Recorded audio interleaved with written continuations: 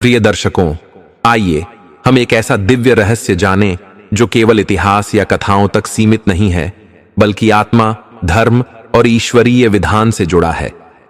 महाभारत काल में रावण वास्तव में किसका अवतार था और उसका वह कौन सा रूप था जिसने कौरव और पांडवों के बीच महायुद्ध का पन्ना पलट दिया। इस रहस्य को समझने के लिए हमें उस समय की गहराई में उतरना होगा जब अधर्म चरम सीमा पर होता है, अहंकार आसमान को छूता है और ईश्वर अपनी लीला से कुछ ऐसी शक्तियां उत्पन्न करता है जो या तो धर्म की रक्षा करती हैं या उसकी परीक्षा लेती हैं। त्रेता युग में रावण का नाम सुनते ही मन में एक अद्भुत दृश्य उभरता है। 10 सिर, 20 भुजाएं, अपार शक्ति, गहन ज्ञान और असीम अहंकार से भरा लंकापति, जिसने स्वयं को विश्व का सर्वोच्च विजेता मान लिया। पर क्या आपने कभी सोचा कि रावण की आत्मा केवल त्रेता युग तक सीमित नहीं रही? क्या संभव है कि वही आत्मा किसी अन्य युग में, किसी नए रूप में, नए उद्देश्य के साथ पुनः प्रकट हुई हो? पुराण और शास्त्र हमें यह सिखाते हैं कि आत्मा कभी नष्ट नहीं होती। यह पाप और पुण्य के बोझ के साथ जन्म और मृत्यु के चक्र में विचरती रहती है। जैसे नाटक का कलाकार अलग अलग मंचों पर अलग अलग भूमिका निभाता है, यही रहस्य हमें महाभारत के उस अनोखे प्रसंग की ओर ले जाता है जहां एक ऐसा व्यक्तित्व प्रकट हुआ जिसे विद्वान रावण का ही अवतार मानते हैं। वही ज्वाला, वही अहंकार और वही प्रतिशोध की आग जो कभी लंका में प्रकट हुई थी, अब कुरुक्षेत्र के रणभूमि में जीवित हो उठी। कल्पना कीजिए कुरुक्षेत्र की युद्ध भूमि का दृश्य, जहां रेत रक्त से लाल हो रही है, धर्म की रक्षा के लिए वीर योद्धा खड़े हैं और दूसरी ओर छल कपट और अधर्म के झंडा थामे हुए योद्धा। इसी रणभूमि पर उपस्थित वह व्यक्ति जिसमें रावण की वही आत्मा थी। यह कोई साधारण कथा नहीं, बल्कि त्रेता युग के लंकेश और महाभारत के योद्धा के बीच अदृश्य धागों की कहानी है, जो यह सिखाती है कि अधर्म चाहे किसी युग में जन्म ले, उसका अंत निश्चित है। इन अवतारों के पीछे छिपा कारण भी अत्यंत रहस्यमय और दिव्य है। आज हम उसी रहस्य को उजागर करेंगे कि महाभारत काल में रावण किसका अवतार था और उसे पृथ्वी पर क्यों आना पड़ा। प्रिय मित्रों, ध्यान रहे, रामायण में कहा गया है कि जो व्यक्ति किसी कथा, ज्ञान या धर्म की बात को अधूरी छोड़ देता है, वह अनजाने में अधूरी साधना का भागी बन जाता है। अधूरी कथा एक अधूरी यज्ञ की तरह होती है जो पुण्य की जगह पाप का कारण बन सकती है। इसलिए आज आप इस दिव्य कथा को अंत तक सुने, हृदय में राम नाम का दीपक जलाएं और कमेंट में जय श्री राम लिखकर इस पुण्य कार्य में सहभागी बने। बहुत समय पहले एक विशाल साम्राज्य का सम्राट था। उसकी गिनती महान राजाओं में होती थी। उसके पास अपार खजाने थे, सोने चांदी से जड़े हुए महल, जिनकी दीवारें सूर्य चंद्रमा की भांति चमकती थीं। महलों के आंगनों में झरनों की मधुर ध्वनि गूंजती रहती थी। चारों ओर ऐश्वर्य का समुद्र उमड़ता था, किंतु इस अपार वैभव के बीच भी सम्राट का हृदय शून्य था। उसकी आंखों में एक गहरी उदासी थी, क्योंकि संतान सुख से वह वंचित था। यही पीड़ा उसके जीवन को भीतर ही भीतर भस्म कर रही थी। एक दिन उसने राज सिंहासन, मुकुट और समस्त वैभव का मोह त्याग दिया। चुपचाप वह महल से बाहर निकला और गांव के चौराहे पर आ पहुंचा, जहां 4 दिशाओं का संगम था। वहां उसने भूमि पर लेटकर अपना मुकुट और राज चिन्ह एक ओर रख दिए। उसका विश्वास था कि यदि राहगीर उसके ऊपर से लांग कर निकलेंगे तो उसके पाप धुल जाएंगे और शायद प्रभु उस पर करुणा बरसाएंगे। पूरा दिन बीत गया। कोई हंसते हुए उसे पागल कहता आगे बढ़ गया, कोई जल्दी में पैर रखकर निकल गया तो कोई उपेक्षा कर मुंह फेर लिया। परंतु सम्राट तपस्वी की भांति धैर्यपूर्वक वहीं पड़ा रहा। उसकी आत्मा केवल प्रभु की कृपा की प्रतीक्षा कर रही थी। संध्या का समय हुआ। सूर्य की अंतिम किरणें धरती को सुनहरी आभा से रंग रही थीं। तभी वहां एक अलौकिक व्यक्तित्व आया। वह फकीर जैसा दिखता था, किंतु उसकी आंखों से दिव्य प्रकाश झलक रहा था। उसके चरणों से ऐसा लग रहा था मानो स्वयं ईश्वर का आशीर्वाद धरती पर उतर रहा हो। उसने राजा को देखा और कहा, हे मनुष्य, तू इस धूल में क्यों पड़ा है? राजा ने विनम्रता से उत्तर दिया, महात्मन, मैं राजा हूं। मेरे पास धन, दौलत, महल, राज्य सब कुछ है, पर संतान नहीं है। मेरा जीवन पापों से भर गया है, इसीलिए यहां लेटा हूं कि लोग मुझे लांघ जाएं और शायद प्रभु दया करें। फकीर ने गंभीर स्वर में कहा, यदि तुझे संतान मिल जाए तो तू मुझे क्या देगा? राजा ने मस्तक झुकाकर हाथ जोड़कर कहा, जो भी आप चाहें मैं अर्पण कर दूंगा। तब फकीर मुस्कुराए और बोले, मुझे वैभव की आवश्यकता नहीं, मैं तेरा भाग्य बदलने आया हूं। तुझे 2 पुत्र मिलेंगे, पर उनमें से एक मेरा होगा। इतना कहकर उन्होंने अपनी झोली से 2 दिव्य मिठाइयां निकाली और राजा को दी। बोले, इन्हें अपनी उन रानियों को देना जिन्हें तू सबसे अधिक चाहता है। समय आने पर तेरे जीवन में परिवर्तन होगा। राजा ने श्रद्धा से उस प्रसाद को हृदय से लगाया और वचन दिया। जाते जाते फकीर बोले, राजन, 1 वर्ष बाद मैं लौटूंगा और अपना पुत्र ले जाऊंगा। इतना कहकर वे रहस्यमय भाव से वन की ओर चले गए। समय बीता, राजा महल लौटा और दोनों प्रिय रानियों को वह प्रसाद दिया। प्रभु की अद्भुत कृपा हुई और दोनों रानियों ने पुत्रों को जन्म दिया। राजा का मन प्रसन्न हुआ, परंतु भीतर ही भीतर भय भी समाया रहा। उसे चिंता सताने लगी कि कहीं फकीर सचमुच आकर अपना वचन न ले लें। यही डर उसे सताने लगा। इसीलिए उसने दोनों राजकुमारों को महल के नीचे बने गुप्त तहखाने में छिपा दिया। वर्ष बीते और वह नियत घड़ी आ पहुंची। फकीर पुनः महल के द्वार पर उपस्थित हुए। उनकी आंखों में वही दिव्यता चमक रही थी। उन्होंने राजा से कहा, राजन, अब मुझे वह पुत्र दे दे जो मेरा है। राजा का हृदय भय से कांप उठा। वचन से बचने के लिए उसने 2 दासियों के बच्चों को लाकर फकीर के सामने खड़ा कर दिया। मासूम बालक थर थर कांप रहे थे। राजा मन ही मन सोच रहा था कि शायद इस छल से वह बच जाएगा, परंतु प्रभु की लीला अनोखी होती है। उसी समय तहखाने में, जहां असली राजकुमार छिपे थे, ईश्वर का चमत्कार घटित हुआ। दोनों बालक भोजन कर रहे थे। तभी एक भूखी छोटी चींटी उनके थाल से चावल का दाना लेकर अपने बिल की ओर बढ़ रही थी। तभी एक बड़ी चींटी ने उसका मार्ग रोक लिया और दाना छीनने लगी। घायल पैर वाली वह छोटी चींटी असहाय होकर रो पड़ी। छोटी चींटी ने विनती की, बहन, यह दाना मत छीनो, मेरे पैर घायल हैं। बड़ी कठिनाई से यह अन्न अपने बच्चों के लिए लाई हूं। राजकुमारों के थाल तो अन्न से भरे पड़े हैं। यदि तुझे भूख लगी है तो वहीं से ले लेना। बड़ी चींटी ने उसकी करुण पुकार सुनी और दाना छोड़कर तहखाने की ओर बढ़ गई। उधर फकीर की दृष्टि राजा पर टिकी हुई थी।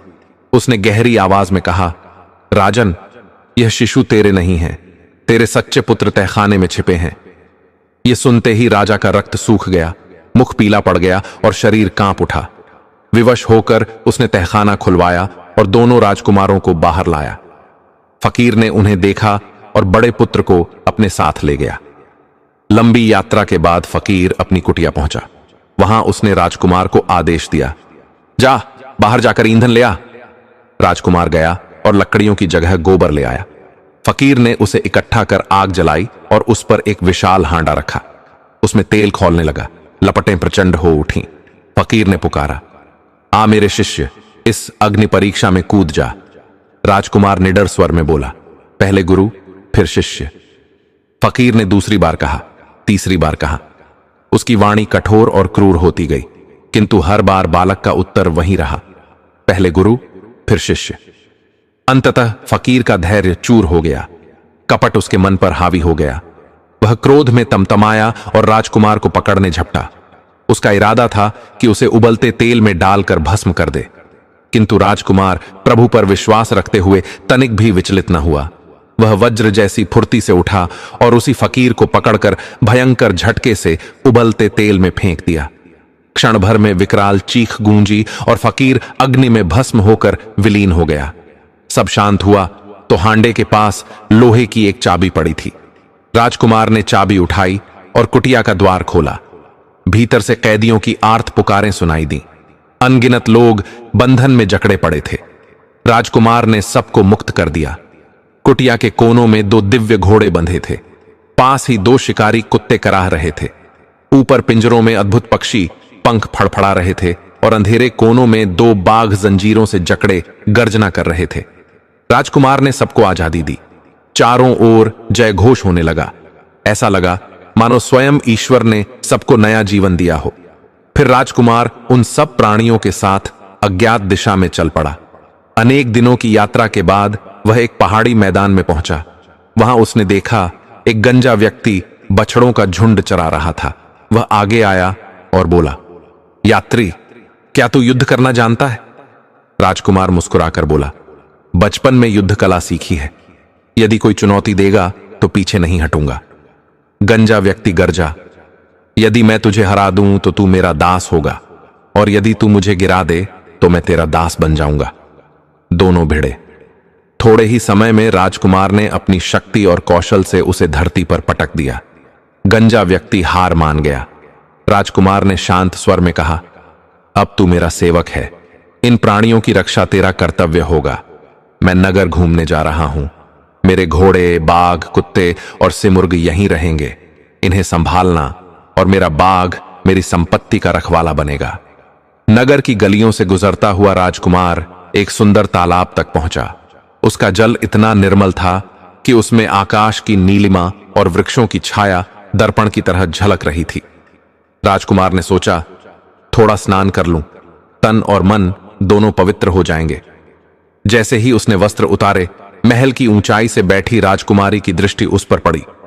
उसने देखा कि राजकुमार के शरीर पर शाही चिन्ह अंकित हैं।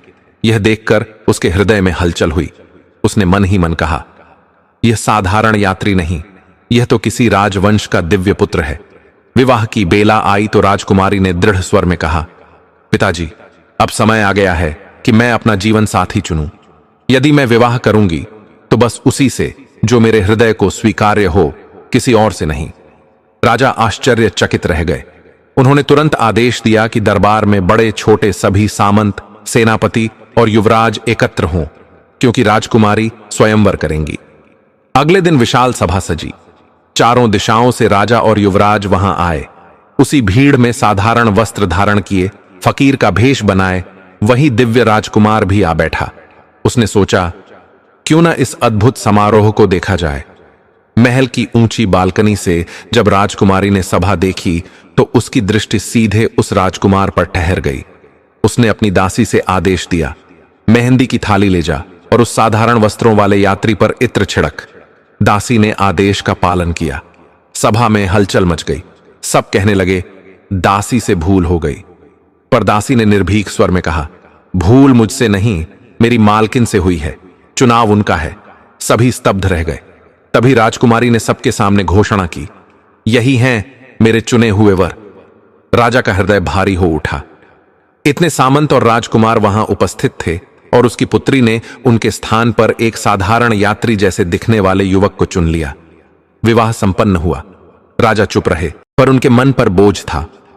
मेरी पुत्री ने राजकुमारों को छोड़कर इस अनजान को क्यों चुना?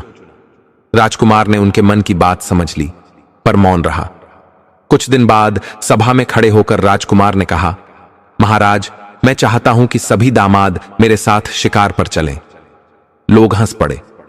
यह फकीर भी शिकार करेगा? किंतु नियम अनुसार सबको जाना पड़ा। शिकार के लिए तालाब के पास एकत्र होने का समय तय हुआ।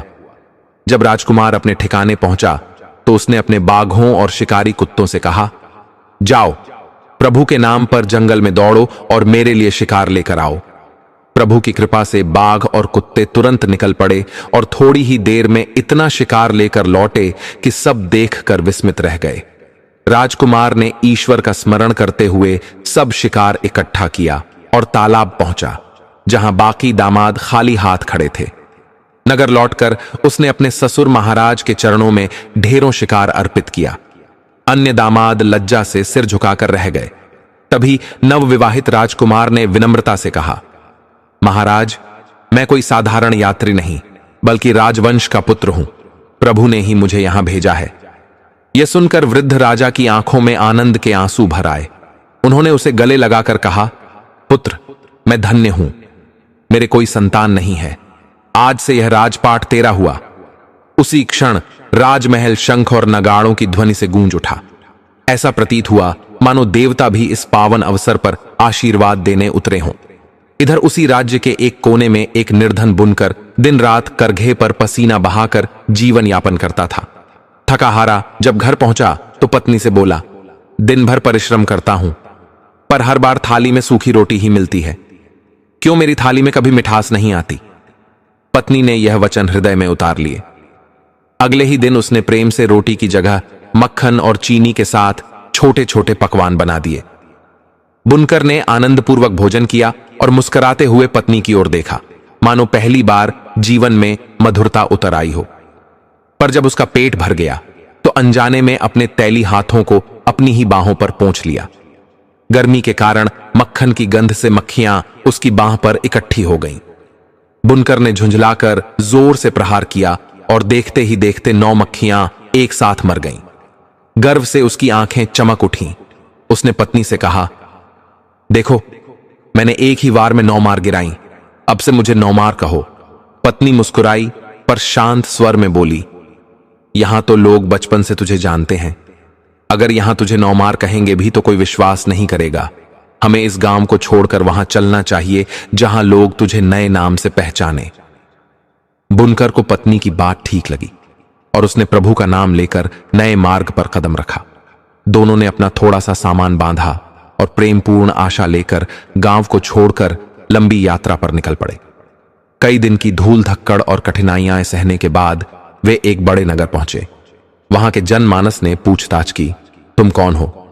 बुनकर ने निडरता से और गर्व से अपना सीना तानकर कहा, मैं नौमार हूं, अर्थात वह वीर जिसने 9 को एक साथ परास्त किया। यह नाम ज्यों ही नगर में फैल गया, सब में चलरद्दी मच गई, मानो किसी महाबली का आगमन हुआ हो। खबर क्षण भंगुर में राजमहल तक पहुंच गई। राजा ने मंत्रियों से कहा, यदि व्यर्थ न हो और यदि सचमुच इतना पराक्रमी हमारे देश में आया है तो उसे हमारे राज्य के हित में रखना चाहिए। वही हमारी सेना का नेतृत्व करेगा और उस रुधिर पिपासु बाघ का संहार करेगा जो हमारे खेतों को भयभीत कर रहा है। राजमहल से दूत भेजे गए और बुनकर को आदर पूर्वक बुलाया गया। राजसी सत्कार हुआ और उसे राजकीय सेवा का स्थान प्रदान कर दिया गया। परंतु दरबार के कुछ लोभी और ईर्ष्यालु मंत्री उस अनजान पुरुष के मान सम्मान को देखकर हृदय से जल उठे। वे फुसफुसाए, यदि यह वाकई वीर है तो इसकी परीक्षा आवश्यक है। उन्होंने राजा से निवेदन किया कि इसे उन डाकुओं के अड्डों पर भेजा जाए जिन्हें आज तक कोई दबा न सका हो। राजा को यह विचार ठीक लगा और उन्होंने आदेश दिया, 9 मार को शीघ्र भेजो। इस प्रकार साधारण बुनकर का जीवन अचानक प्रभु की लीला से एक बड़े परीक्षा क्षण में पहुंच गया। वह घर लौटा तो मन विचलित था। उसने पत्नी से कहा, नाम तो बड़ा हो गया है, परंतु क्या यह नाम 7 भीषण डाकुओं के सामने कुछ कर पाएगा? अब मुझे अपनी बुद्धि का सहारा लेना होगा। पत्नी ने धैर्य और प्रेम से कहा, तैयारियां कर दूं। बुनकर ने विनम्रतापूर्वक मांग की, मेरे लिए 7 केक बना दो, पर हर केक में इतना विष हो कि कोई फिर सांस न ले पाए। पत्नी ने पहले आश्चर्य व्यक्त किया, पर जब उसने अपने स्वामी प्रभु के भरोसे और पति की दृढ़ता देखी तो मौन होकर रसोई में चली गई। मिट्टी के चूल्हे पर प्रेम से आग जलाई गई और 7 केक प्रेम पूर्वक बने। बुनकर ने केकों को गूंथा, बांधा और बिना किसी हथियार के पर्वत मार्ग की ओर निकल पड़ा। रास्ते कठिन, जंगली और ऊंची चट्टानों से भरा था। तभी सामने 7 डाकू प्रकट हुए। वे हंसते हुए बोले, यह कौन है जिसके पास न तलवार है न ढाल, बस एक गठरी है? लालच और उत्सुकता से वे झपट पड़े और गठरी खोल दी।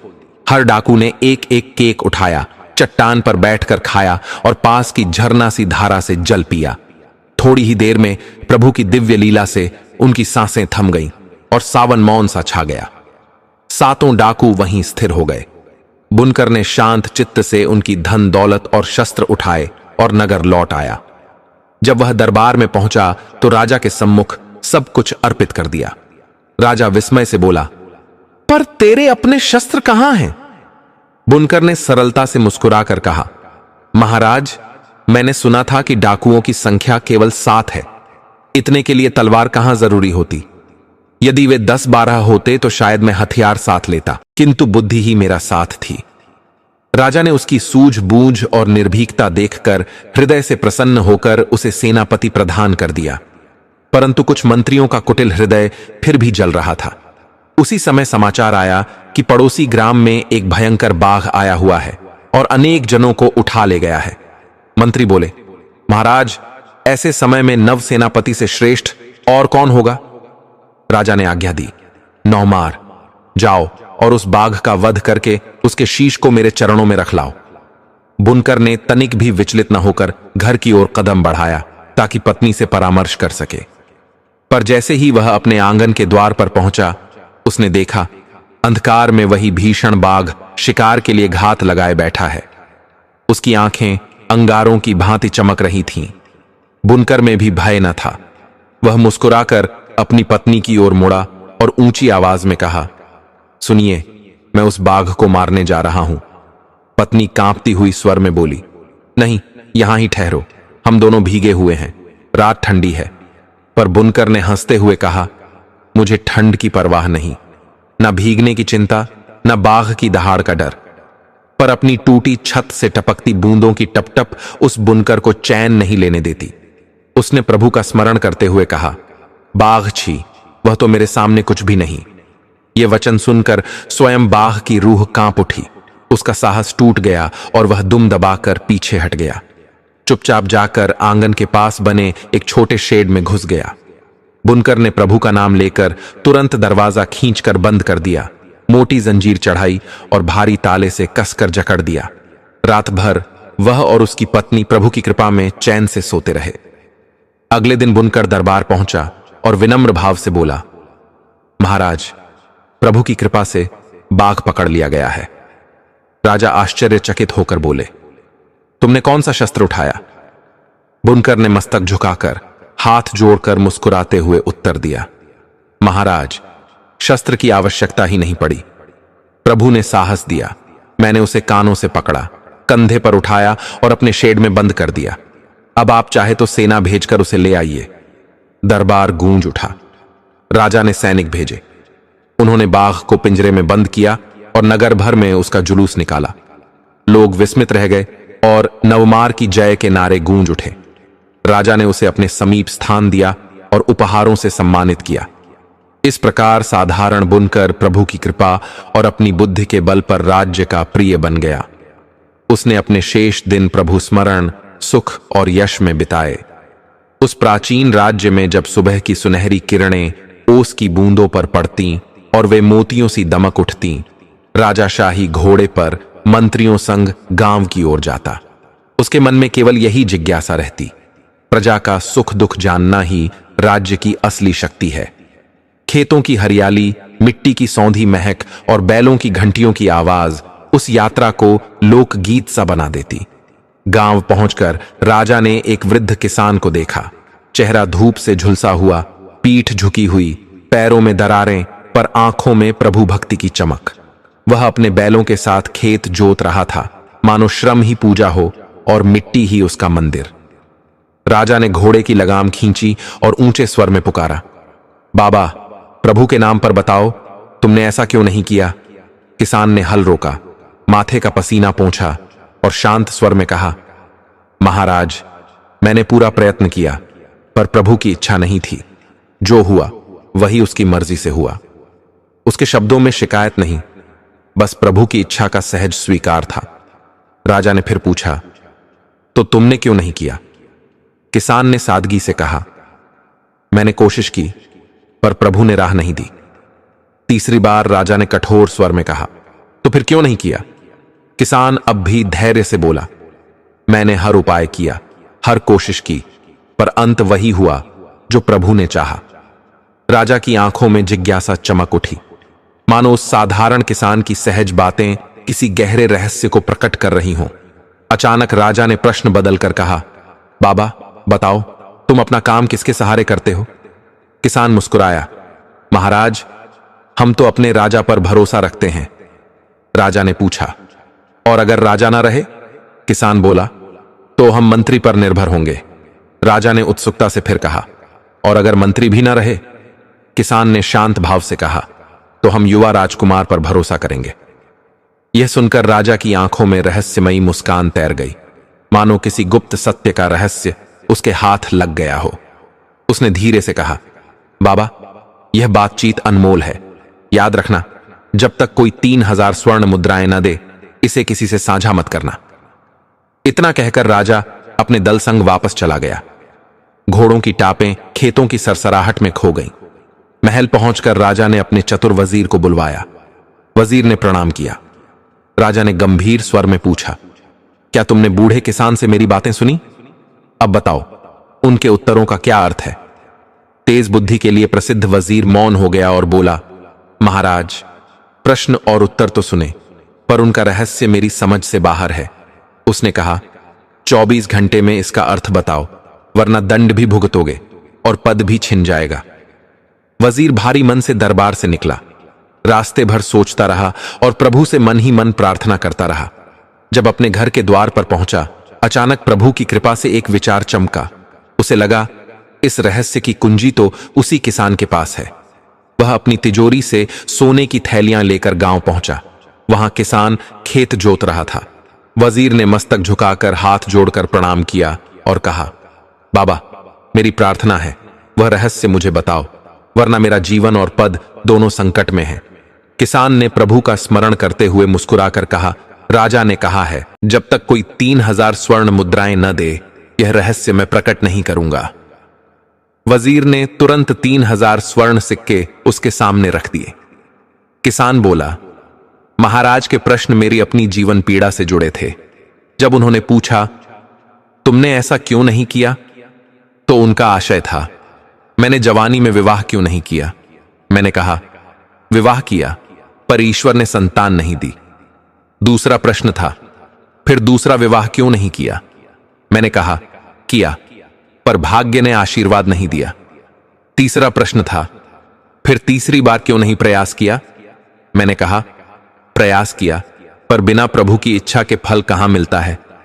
किसान आगे बोला, जब राजा ने पूछा, तुम किसके सहारे जीते हो, तो मेरा उत्तर था, हम सावन की वर्षा पर भरोसा करते हैं, जो खेतों को जीवन देती है, और यदि सावन न बरसे तो हम भादों पर भरोसा करते हैं, जो दूसरी बार खेतों को सींचता है, और यदि वह भी ना हो तो हम अश्विन पर भरोसा करते हैं, जब रब्बी की फसल बोई जाती है और वसंत में लहलहाती सुनहरी बालियां हमें जीवन देती हैं। यह सब प्रभु की इच्छा से ही संभव है। यह सुनकर वजीर स्तब्ध रह गया। उसके मन में आया, यह साधारण किसान तो स्वयं प्रभु की वाणी का दूत है। उसने विनम्रता से किसान के चरण छुए और मन ही मन सोचा, असली धन महलों में नहीं, इन किसानों की सादगी और प्रभु से जुड़ी गहरी भक्ति में है। वह दौड़ता हुआ महल लौटा और अगले दिन राजा को सब बता दिया। राजा मुस्कुराया और बोला, वजीर, रहस्य जानने में तुम्हारी चतुराई है, पर असली गहराई उस किसान की है जिसने मेरे प्रश्नों को जीवन और रथुओं के प्रतीकों से जोड़ा। यही प्रभु की लीला है। फिर राजा ने दरबार में घोषणा की, आज से मैं हर रथु, हर गांव और हर खेत में जाकर अपनी प्रजा की बातें सुनूंगा। राज्य की शक्ति अब केवल तलवारों से नहीं, बल्कि किसानों के विश्वास और उनकी पीड़ा को समझने से तय होगी। उस दिन से राज्य में नई परंपरा शुरू हुई। राजा खुले मैदानों में जाता, किसानों के संग बैठता, उनके हाथों की मिट्टी को छूकर सूंघता और उनकी पीड़ाएं सुनता। धीरे धीरे पूरे राज्य में प्रभु की दया से नई हवा बहने लगी। लोग एक दूसरे के प्रति दयालु हुए। दरबारियों के चेहरों पर भी करुणा झलकने लगी और गांव-गांव में यह कथा फैल गई कि कैसे एक साधारण किसान की भक्ति और ज्ञान ने पूरे साम्राज्य का स्वरूप बदल दिया। इस घटना ने सबको यह सीख दी कि जीवन की सबसे कठिन पहेलियों का उत्तर किसी बड़े ग्रंथ या महल की ऊंची दीवारों में नहीं, बल्कि साधारण लोगों की सच्ची बातों और धरती की गहराई में मिलता है। स्वर्ण सिंहासन पर बैठा राजा उस किसान की सादगी और प्रभु भक्ति को कभी न भुला पाया। एक दिन उसने किसान को महल बुलवाया। दरबारियों और सैनिकों की लंबी कतारों के बीच वह किसान साधारण धोती कुर्ता पहने, झुर्रियों से भरे चेहरे के साथ धीमे कदमों से आगे बढ़ा। राजा उठ खड़ा हुआ। उसने उसका स्वागत किया और सबके सामने कहा, बाबा, आपकी वाणी ने मुझे यह सिखाया है कि असली शक्ति तलवारों या सोने चांदी में नहीं, बल्कि प्रजा के दिलों और प्रभु की इच्छा में होती है। आपकी बातें मेरे लिए दीपक की लौ बन गई हैं, जो अंधकार में भी राह दिखाती हैं। किसान की आंखें नम हो गईं। उसने फोल्डेड हैंड्स कर कहा, महाराज, यह प्रभु की करुणा और आपकी संवेदनशीलता है जो हमें जीने का सहारा देती है। असली राजा वही है जो अपनी प्रजा के दिलों में बसता है। पूरा दरबार मौन हो गया, मानो समय भी थम गया हो। यह संवाद केवल शब्द नहीं था, बल्कि राजा और प्रजा के बीच जन्मा एक पवित्र बंधन था। उसके बाद राजा ने नई व्यवस्था बनाई। हर गांव में सभा होने लगी, जहां स्त्री, पुरुष, जवान और वृद्ध सभी खुलकर अपनी बातें रखते और मिलकर समाधान खोजते। धीरे धीरे यह व्यवस्था राज्य की आत्मा बन गई। पड़ोसी राज्यों ने भी इसे अपनाना शुरू कर दिया। लोग कहने लगे, हमारा राजा अब अकेला नहीं, वह तो हमारे बीच ही रहता है। बूढ़े किसान की सादगी और राजा की करुणा ने सबको यह सिखा दिया कि असली ज्ञान हमेशा सरलता, भक्ति और प्रभु की इच्छा में छिपा होता है। राजा ने मंत्रियों से कहा, हमारी जिम्मेदारी केवल राजमहल तक नहीं, बल्कि हर खेत, हर घर और हर दिल तक है। जब हम एक दूसरे का दुख समझेंगे, तभी एक सशक्त और सुखी समाज बन पाएगा। राजा और किसान की यह गाथा आज भी चौपालों, खेतों और आंगनों में सुनाई जाती है। यह कथा हर सुनने वाले को यह बताती है कि असली ज्ञान न तो भारी भरकम ग्रंथों में छिपा है और न ही ऊंचे महलों में, बल्कि साधारण इंसान की सादगी और उसके अनुभव में प्रकट होता है। उस वृद्ध किसान ने अपनी सीधी और सहज वाणी से यह राह दिखाई कि जब हम अपने आसपास के लोगों की आवाज सुनते हैं, उनकी पीड़ा को समझते हैं और मिलकर उसका समाधान खोजते हैं, तभी सच्चा भविष्य बनता है। यही कारण है कि आज भी लोग कहते हैं, राजा और किसान ने हमें यह सिखाया कि समृद्धि का अर्थ सोने चांदी के भंडार नहीं, बल्कि ऐसा समाज है जहां हर दिल को सहारा मिले और हर जीवन में प्रभु की कृपा जैसी रोशनी उतरे। इस प्रकार यह कथा केवल एक प्रेरणादायक किस्सा नहीं, बल्कि जीवन का सत्य प्रकट करती है। खुशहाली और शक्ति तभी जन्म लेती है जब हम कंधे से कंधा मिलाकर चलें और एक दूसरे का सहारा बने। भाइयों और बहनों, अब सुनिए एक और अद्भुत कथा जो भक्ति और विनम्रता का दिव्य संदेश देती है। पुराने समय की बात है, जब धरती पर साम्राज्य सोने सा चमकते थे। नदियां चांदी की धाराओं की तरह बहती थीं और हरे भरे वन किसी रहस्यमयी स्वप्न की छवि से प्रतीत होते थे। उस साम्राज्य का शासक था राजा अमृतसेन। राजा अमृतसेन अपने शौर्य और धनुर्विद्या पर गर्व करता था। उसका धनुष और तीर उसकी आत्मा का हिस्सा बन चुके थे।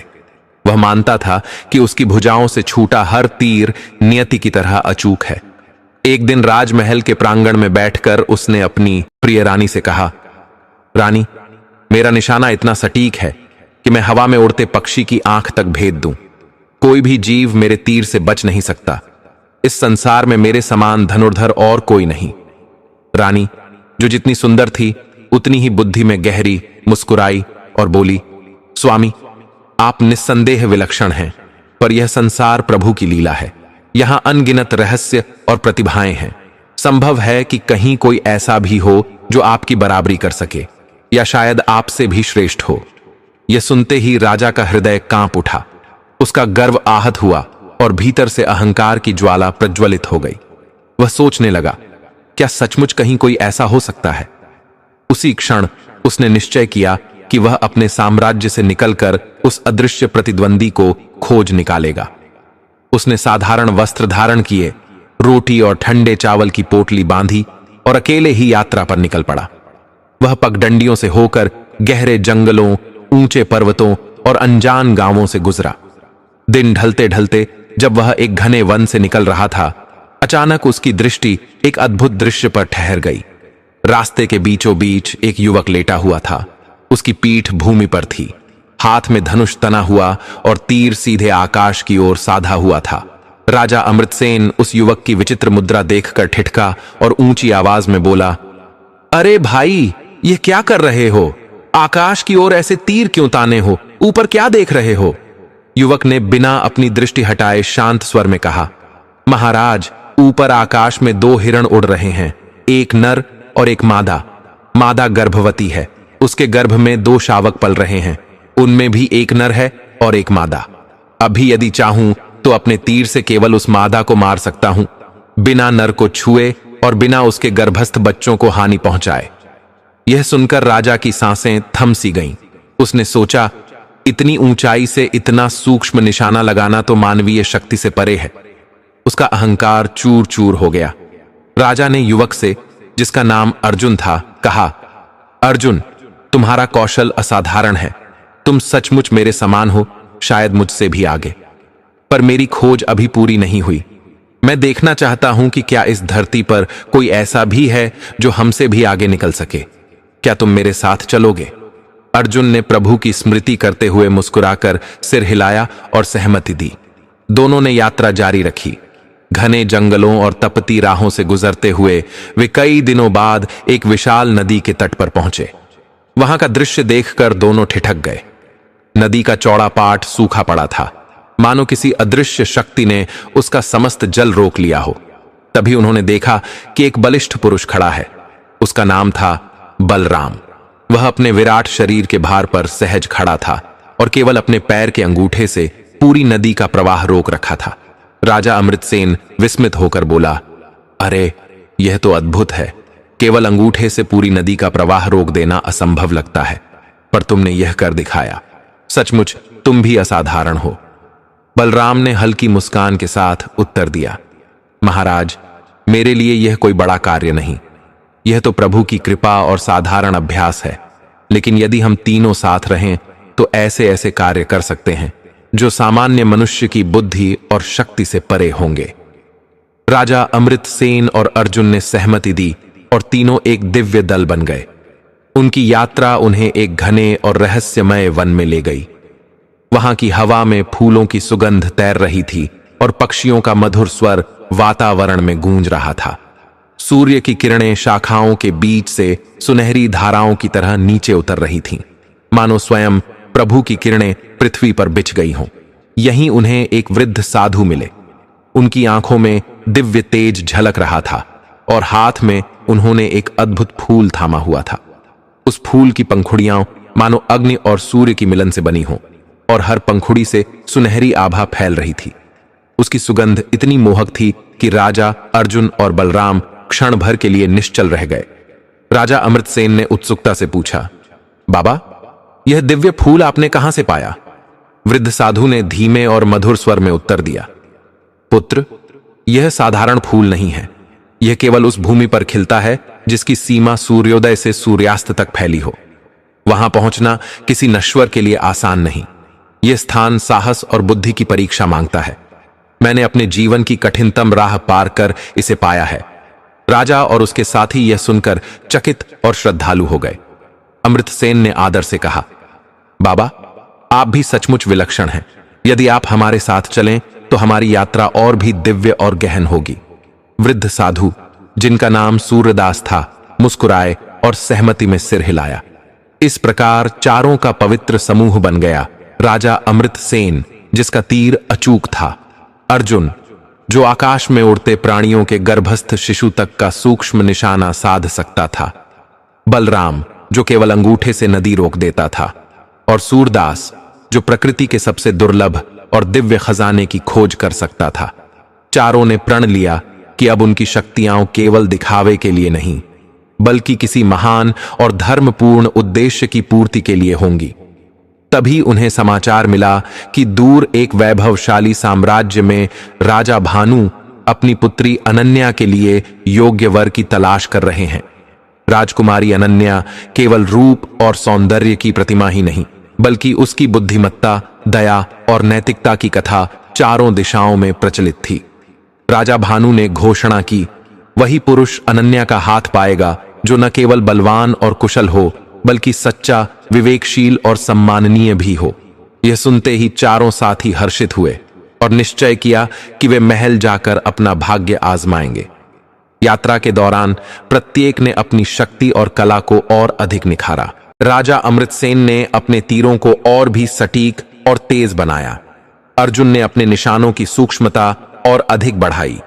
बलराम ने अपने शरीर की शक्ति और सहन शक्ति बढ़ाने के लिए पर्वतों और विशाल पत्थरों को उठाकर अभ्यास किया। सूरदास ने दुर्लभ फूलों की सुगंध और उनके रहस्यों को और गहराई से पहचाना। जब वे महल के द्वार पर पहुंचे तो प्रहरियों ने मार्ग रोका और कहा, राजकुमारी अनन्या का वर वही बनेगा जो ऐसा फूल लाए जिसे इस महल में पहले कभी कोई नहीं देख पाया हो। यह अनोखा, दिव्य और अनुपम होना चाहिए। सूरदास की आंखों में दिव्य तेज झलक गया। उसने कहा, यह कार्य मेरा है। फूलों की आत्मा से मेरा नाता है। मैं यह दिव्य पुष्प अवश्य लाऊंगा।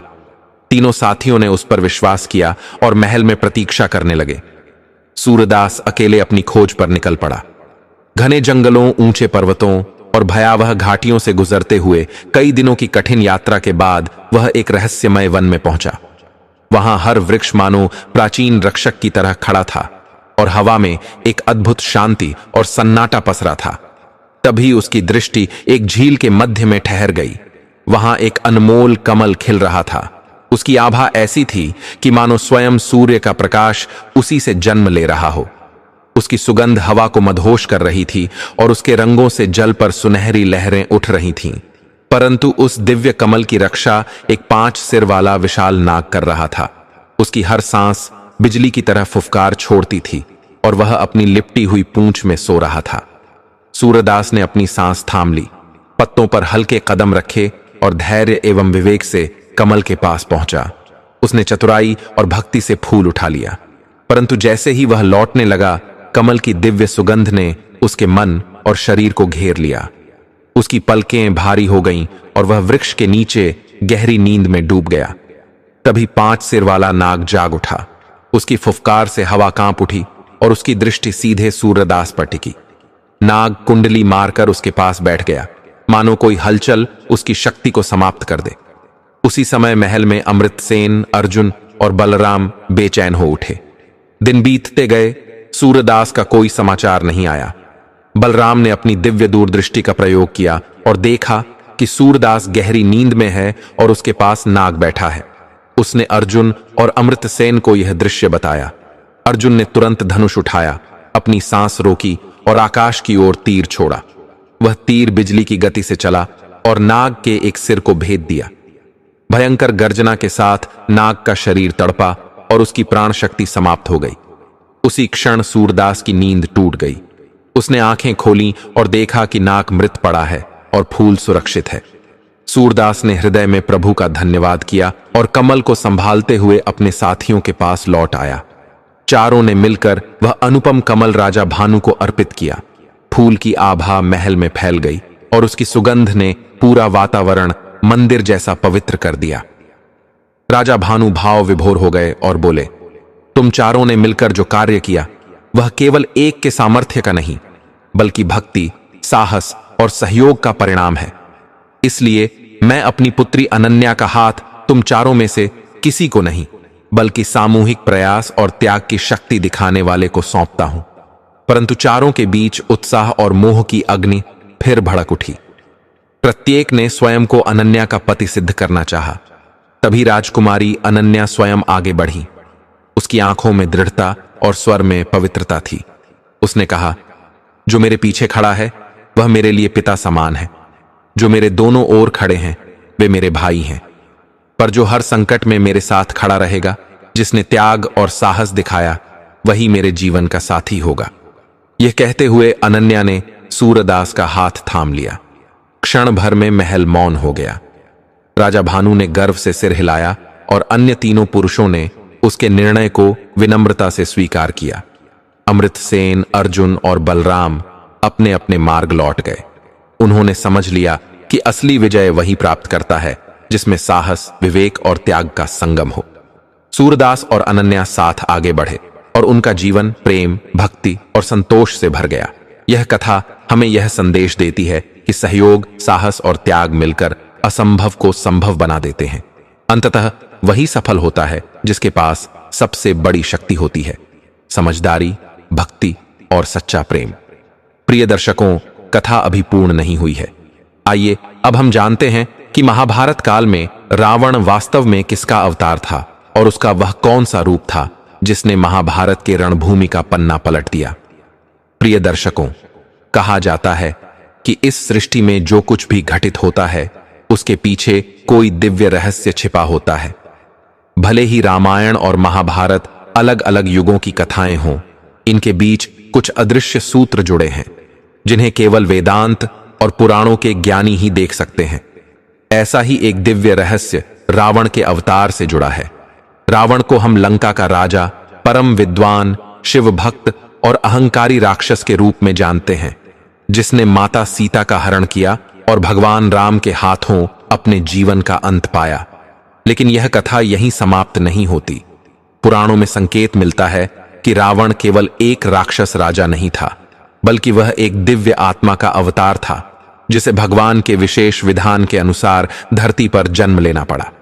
रावण वास्तव में भगवान विष्णु के वैष्णव धाम के द्वारपाल जय का अवतार था।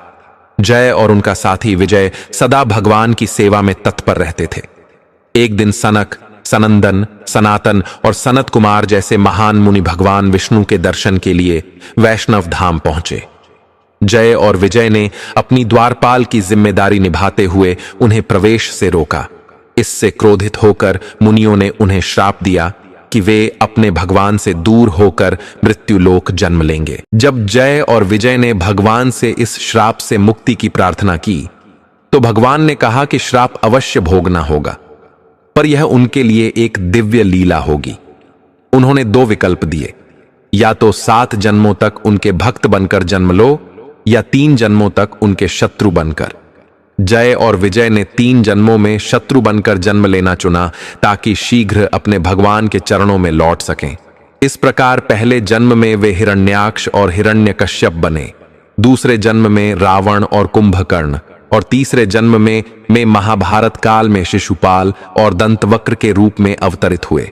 रावण, जो जय का अवतार था, केवल राक्षस राजा नहीं था, वह एक दिव्य आत्मा थी जो भगवान के हाथों मोक्ष प्राप्त करने के लिए धरती पर आई थी। उसका जन्म आर्ष विश्रवा और राक्षसी कैकसी के घर हुआ, जिसमें ब्राह्मण का ज्ञान और राक्षस का बल दोनों समाहित थे। वह परम शिव भक्त था और कठोर तपस्या से शिव से कई वरदान प्राप्त किए। अपनी बुद्धि, विद्या और शक्ति से उसने तीनों लोकों को अपने अधीन कर लिया, लेकिन उसके अहंकार ने धर्म की मर्यादाओं को तोड़ दिया, जो उसके पतन का कारण बना। यह पतन भी ईश्वरीय योजना का हिस्सा था। भगवान विष्णु ने राम के रूप में अवतार लिया और रावण का वध कर उसे श्राप से मुक्ति दिलाई। महाभारत काल में जब भगवान श्री कृष्ण ने शिशुपाल का वध किया, तो वही दिव्य रहस्य पुनः सामने आया। शिशुपाल, जो रावण का अगला जन्म था, जन्म से ही श्री कृष्ण का विरोधी था। उसे वरदान था कि उसके 100 अपराध श्री कृष्ण क्षमा करेंगे, लेकिन 101वें अपराध पर उसका अंत निश्चित था। यज्ञ सभा में जब शिशुपाल ने बार बार श्री कृष्ण का अपमान किया, तो श्री कृष्ण ने सुदर्शन चक्र से उसका वध किया। तत्क्षण शिशुपाल की आत्मा दिव्य ज्योति बनकर भगवान के चरणों में विलीन हो गई। यह वही आत्मा थी जिसने रावण के रूप में राम के हाथों मोक्ष प्राप्त किया और अब श्री कृष्ण के चरणों में लौट गए। इस प्रकार रावण का वास्तविक स्वरूप केवल राक्षस राजा का नहीं था, वह जय, भगवान विष्णु के द्वारपाल का दिव्य अवतार था, जिसे ईश्वर की लीला के अनुसार पृथ्वी पर परीक्षा और मोक्ष दोनों के लिए भेजा गया, जिसे अपने पूर्व कर्मों के अनुसार 3 जन्मों तक भगवान के शत्रु के रूप में धरती पर जन्म लेना पड़ा। उसकी प्रत्येक क्रिया, चाहे वह माता सीता का हरण हो या भगवान राम से युद्ध, सब उस दिव्य लीला का अभिन्न हिस्सा थी, जिसमें अंततः परमेश्वर स्वयं उसे मोक्ष प्रदान करने वाले थे। रामायण और महाभारत भले ही अलग अलग कालखंडों की कथाएं हों, परंतु इनमें एक सूक्ष्म अदृश्य सूत्र से जुड़ा यह दिव्य रहस्य छिपा है। यह हमें सिखाता है कि ईश्वर की योजना में कोई भी घटना संयोग नहीं होती। जब हम रावण को केवल एक खलनायक के रूप में देखते हैं, तो हम उसकी कथा का केवल आधा सत्य जानते हैं। वास्तव में वह जय भगवान विष्णु के दिव्य द्वारपाल, भगवान की लीला के अनुसार धरती पर आया, राम के हाथों मोक्ष प्राप्त किया और महाभारत में शिशुपाल बनकर श्री कृष्ण के चरणों में समा गया। यह सब एक ईश्वरीय लीला थी, जो यह सिखाती है कि बिना भगवान की इच्छा के एक पत्ता भी नहीं हिलता, और जो उनके हाथों मृत्यु पाता है, चाहे कितना भी विरोधी क्यों ना हो, अंततः परम गति को प्राप्त करता है। इस कथा से हमें यह शिक्षा मिलती है कि जीवन में चाहे कितनी भी शक्ति, ज्ञान या पद प्राप्त हो, अहंकार हमें पतन की ओर ले जाता है। केवल भक्ति, विनम्रता और सत्य ही हमें मोक्ष के द्वार तक पहुंचाते हैं। प्रिय दर्शकों, इस कथा को हम यहीं विराम देते हैं। प्रिय दर्शकों, यह कहानी हमें यही सिखाती है कि सच्ची शक्ति केवल बाहरी ताकत में नहीं, बल्कि ज्ञान, बुद्धि और धैर्य में छिपी होती है।